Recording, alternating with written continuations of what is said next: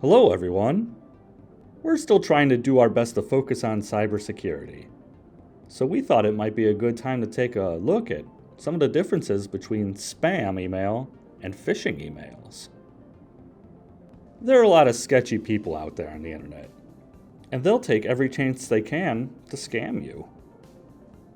They will often try to get this information from you through email.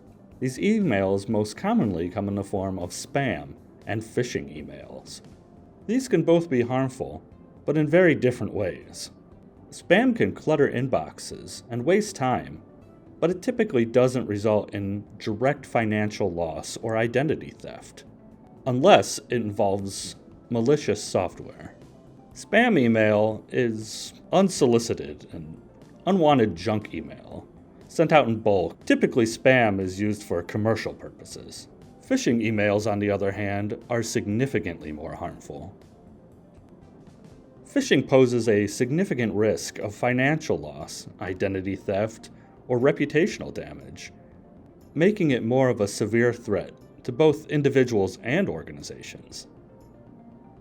Let's take a look at this one, sent to a handful of our staff not overly long ago. Some things that jump out right away to show that this is a phishing scheme are things like saying it's from Dr. Craig Heath instead of Mr. Craig Heath.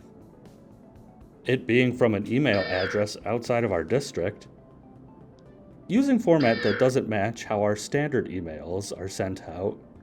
A very vague open button. The tone of this message conveying an odd sense of urgency. And even the message coming from the superintendent instead of us, the IT department.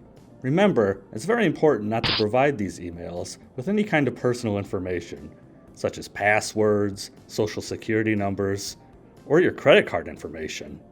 So in conclusion, take a closer look at what's being sent to you, and have a good and secure day. See you next time.